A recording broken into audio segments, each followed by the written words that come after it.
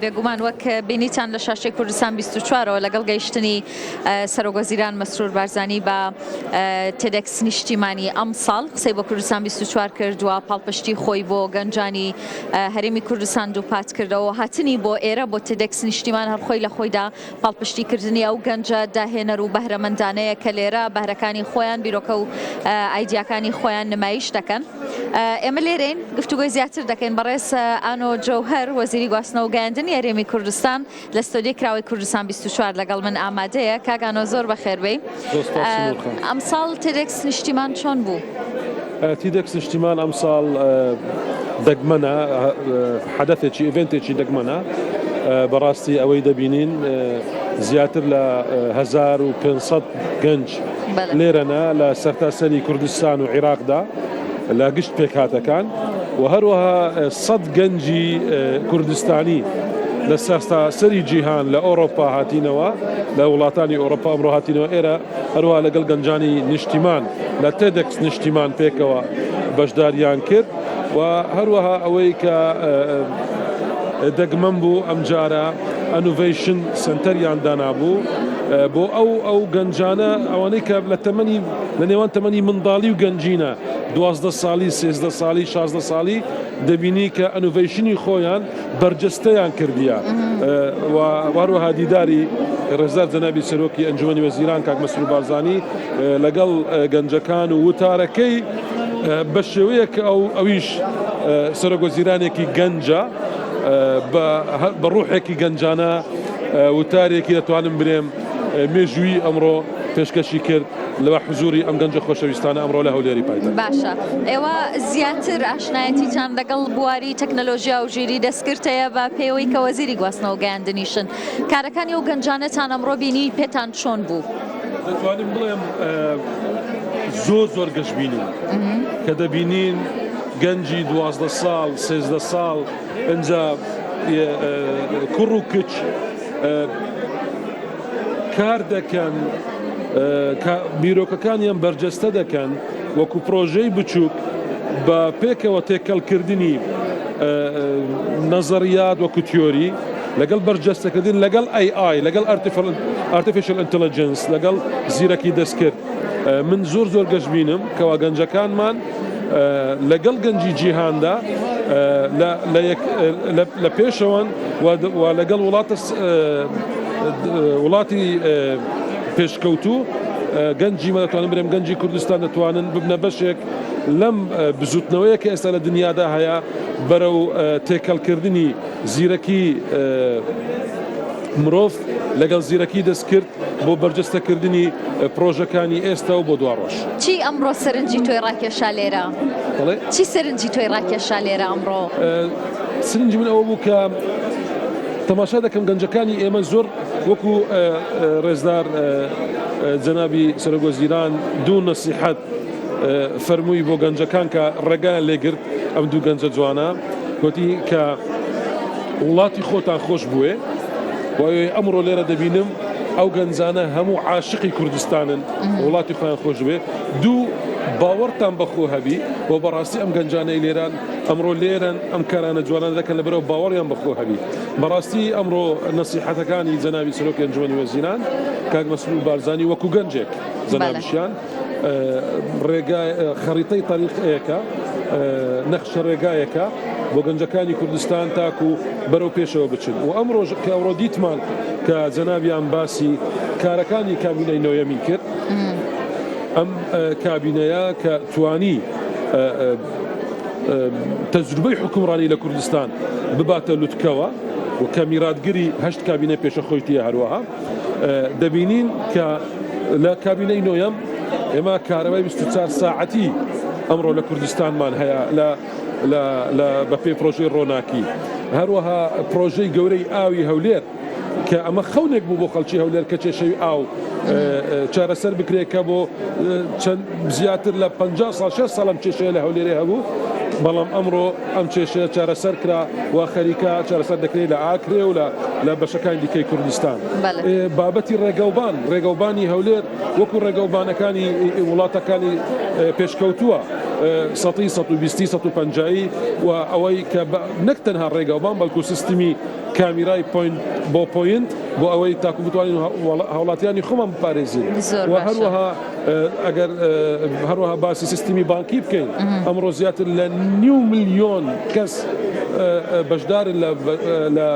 بەرنامەی لە پرۆژەی هەژماری من يعني أمهم كارا كرايا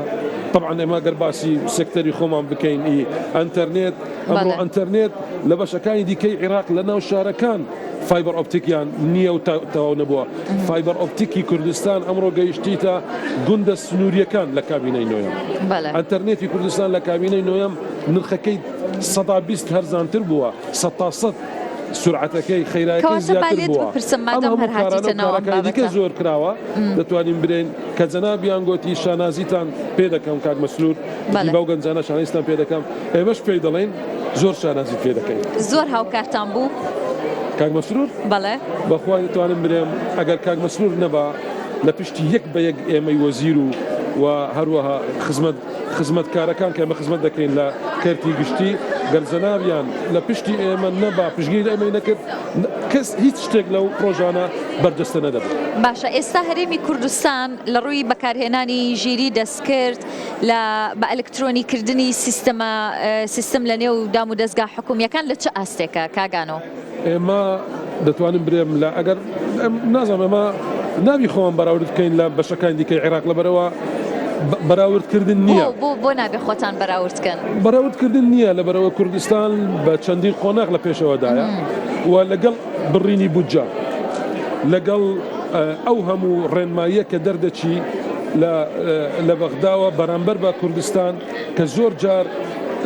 ڕێگرن بۆ ئێمە یعنی نمونەیەکی بچووکت بدەم ئێمە ئەوە زیاتر لە 2 ساڵ ئەو نمونەیە تەنها لە وەزارەتی گواستنەوەگانن ئێمە زیاتر لە 2 ساڵ ئامادەین کە ئێمە خزمەتی 5G بە وەڵاو 2 ساڵ و نیو خزمەتی 5G بە هاوڵاتیانی کوردستان پێشکەش بکەین بەڵام بە پێ ڕێنمایی حکوومەتی فیدرال لە بەغدا ئەمەی ڕاگرتووە کە ئەم کارە پێشکەش بکەین بە هاوڵاتیانی خۆ. بۆچی هۆکارەکە چییە؟ ئەوان تێڕوانینێکی دیکەیان هەیە کە دەبیت نابێت تەنها لە کوردستان ئەم کار هەبی بەڵام دەبیت لە هەموو عێراق هەبی. بۆ نایکەن ئەوان ئێستا وادانەوە خەریکندانەوە بیکەن بەڵام ئێمە 2 ساڵ و نیوە ئێمە تەواو بووین یعنی ئێستا ئێمە دەچوین بۆ 2 ساڵ و نیو ئێمە 5Gمان دەبوو لە کوردستان بەڵام ئەوان ئەمەیان ڕاگرتیە خەریکین لە گفتوگۆینە ئێمە کیانێکی فیدرالینە بەپێی دەستورینە لە عێراق و ئێمە دەتوانین بە گفتوگۆ کە ئەمە سیاسەتی حکوومەتی هەرێمی کوردستانە کێشەکانمان چارەسەر بکەین. زۆر باشە کاک ئانۆ ئەمڕۆ ئەوەی کە لێرە بینیتان تا چەند دەتوانن سوود لە توانای ئەم گەنجانە وەربگرن لەناو حکوومەتدا لە بیرۆکەکانیان لە داهێنانەکانیان زۆر یعنی بەڕاستی ئێمە چەند جاریش هەر لێرە لە تێدەکس نیشتیمان کارمان لەسەرەوە کرد کە بەرەوبەرەتیەکی ئای لە وەزارەتی گواستنەوە گەیاندن دامەزرێ ئێمە دەتوانین سوود لەو گەنجانە وەربگرین ئەوانەی لە ئای کار دەکەن لێرە و هەروها لە زانکۆیەکان هەرێمی کوردستان بۆ دانانی ڕێگولیشنی ئای لە کوردستان و هەروەها چۆن بتوانین ئێمە چ لە سەکتەری پابلیک گشتی چ لە سەکتەری تایبەت یاخود پرایڤت سێکتەر یاخود سەکتەری مختەڵەت کە تێکەڵاوە بتوانین ئێمە ئەم گەنجانە زیرەکی ئەم گەنجانە بەکاریان بینین چ لە هەردوو سێکتەر سێکتەری گشتی لەگەڵ حکوومەت و سێکتەری پرایڤت لەگەڵ ئەنتەرپرنورەکان و بزنسمان. زۆر باشە مادام هەردانیشتون بە دەرفەت ێزانم هەندێک پرسیاری دیکەشت ئاڕاستە بکەم هەر پەیوەندیدار بە وەزارەتەکەی جەنابتەوە ڕێگای گەشە پێدان بەکوێ گەیشتووە گرنگی ئەم ڕێگایە بۆ هەرێمی کوردستان چییە؟ ڕێگای گەشە پێدان پرۆژەیەکی زۆر گرنگ و استراتیجیە بۆ هەموو عێراق بە کوردستانەوە بە هەرێمی کوردستانەوە و ڕێزدار جەنابی سەرۆکی ئەنجومەنی وەزیران کاک مەسرور بازانی و هەروەها کابینەی نۆیەم پشتگیریەکی تەواوی ئەم پرۆژەیە کردیە و لە وەزارەتی گواستنەوە گەیاندن ئێمە لەگەڵ کابینەی بەڕێز عادل عەبدولمەهدی و لەگەڵ کابینەی کاظمی بەڕێز کاظمی و لەگەڵ کابینەی ئێستا بەڕێز سوودانی کارمان لەگەڵ هەر ئەو سێ کابینەیە کردیە ئەو کاتە پێیان دەگۆ پرۆژەی ئەلقەنات الجافە دوایە ناوەکان گۆڕی بۆ پرۆژەی ڕێگای گەشە پێدان پرۆژەیەکی گرنگە وەک بەڕێز ئاگاداری هایوەیەکی نێودەوڵەتیە و هەروەها هێڵی ئاسنینە لە قەسر لە ببورە لە مینای فاوی گەورە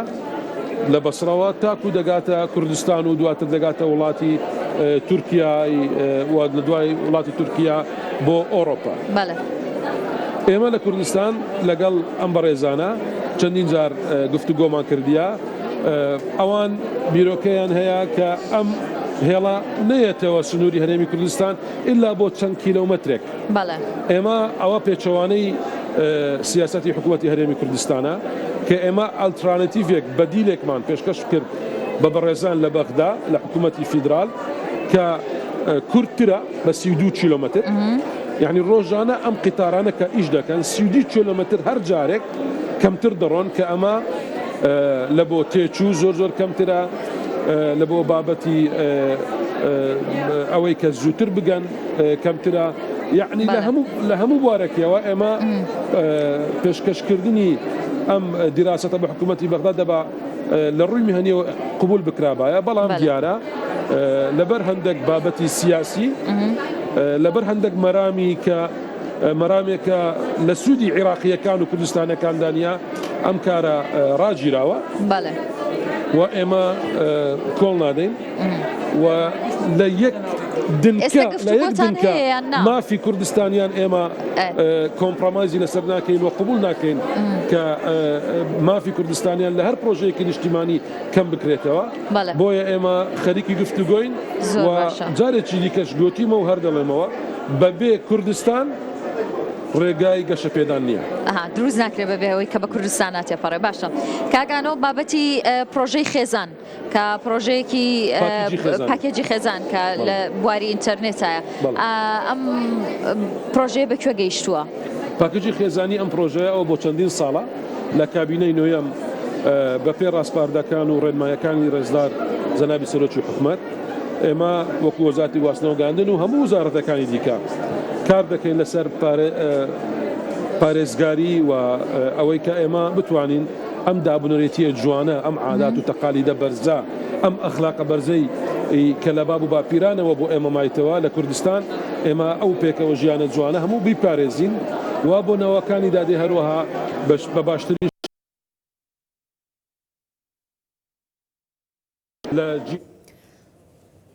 بەڵێ ستۆدیۆی کراوەی کوردستان 24 بوو تۆژێک بوو لەگەڵ ئانۆ جەوهەر کە لە ئڤنتی تێدێکس نیشتیمان ستۆدیۆی کراوەی کوردستان 24 هەیە تایبەت بە پرۆژەکانی حکوومەت و هاوکار پاڵپشتیکردنی گەنجان. ئەم پاکێجی خێزانی ئەوەیە کە پاکێجێکی ئەنتەرنێتە بۆ خێزانەکان بۆ ئەوەی وێبسایتی ناشیاو بینی دوو قەوزئی بەدرەوشتی پاکیجی وێبسایتەکانی کە هانی گەنجان دەدا خوانەکە بۆ عنف بۆ تونند و تیژی کاتم زۆر کەماوە دەمەوێت یەک بابەتی دیکەشت لەگەڵ باسکەم کارانە ئێمە ئەو پاکەجەمان پێشکەش کردیە تاکو یارمەتی باوکان دایکان بباتن تاکو منداڵەکانیان بپارێزن. باشە ئێستا لە هەندێک لە وڵاتان یاری ڕۆبلۆکس قەدەغە کراوە، یاری ڕۆبلۆکس لە بەشێک لە وڵاتان قەدەغە کراوە. لە هەرێمی کوردستان هیچ پرۆژێکی لەو شێوەیەتان هەیە؟ لە ژێر دیراسەیە لە وەزارەت و لەگەڵ چەند کۆمپانیەک کە لەگەڵ وەزارەت کار دەکەن بۆ ئەوەی ئێمە بتوانین راپۆرتێکی تێر و تەسەڵ بە سەرۆکایەتی ئەنجومەنی وەزیران بدەین دەربارەی ئەم بابەتە و کازانیان لە مەسلحەتدا نیە ئەم بابەتە لە کوردستان ببینێ کاری لەسەر ئەوەی دەکەین کە سانسۆر بکەین و بتوانین کۆنتترۆلی بکەین تاکو لە بەرژەوەندی هاوڵاتیانی هەرێمی کوردستان. دەست خۆش، زۆر سپاس دەکەم بە ڕێزان و جەوهەر وەزیری گواستنەوە و گەیاندنی هەرێمی کوردستان. دەست خۆش.